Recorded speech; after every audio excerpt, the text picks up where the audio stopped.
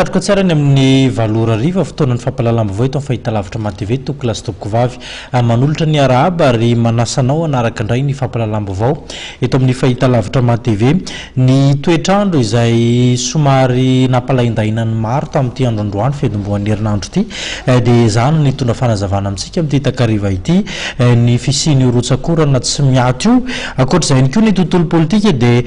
isy ihany koa ny fanambarana izay ataon'ny filohan'ny teteza mita teo aloha atoato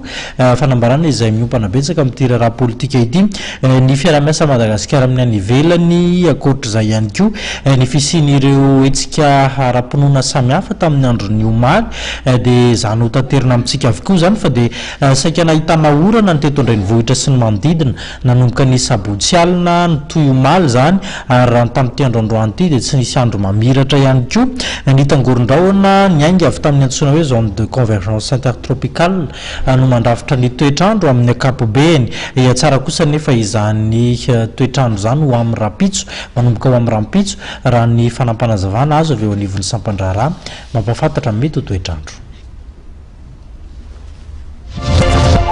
Tsy rivodoza miforona na rivodoza tehiditra eto Madagasikara akory no nahatonga ny orana ny jojo teto andrenivohitra nanomboka ny aliny asabotsy ny alahady tontolo andro ary mbola mitohy anio alatsinainy fa tangoron-drahona ny ainga eo amin'ny zone de convergence intertropicale mandrafitra ny fitoam-pahavaratra eto Madagasikara ary niditra tany amin'ny faritry melaky ny asabotsy teo. Tsara kosa ny toetrandro manomboka rahampitso raha ny tomban'ny mpamantatra ny toetrandro satria dia efa nivoaka ny Madagasikara ity tangoron-drahona ity. Toetrandro mifanaraka amin'izay zany manomboka rahampitso dia manantentsika fa tsy ohatrany tamin'ny maraina sy ny omaly intsony ny toetrandro diavintsika fa toetrandro manimaroka mitarahana herika ihany tsy tokony hanelingelina be fa ny tolakandro sy ny alina zany ny volinandrontsika dia miendrika volinandrom-pahavaratra zany hoe miandrandra olana foana zany sika ny tolakandro sy ny alina zay ho anana mamanga mandritra ny herinandro ity mety ho alina be ny olana vao avy tsy maninona zay vao miamy mety amintsika dia ny tiana ho tsy diany ihany angamba ny toetrandro ny amin'ny faritra ny oram-baratra vao maraina aloha dia mitoetra foana ny tapany avaratra ny nosy mahazo morontsiraka sofia malalava sy antsoia dia ny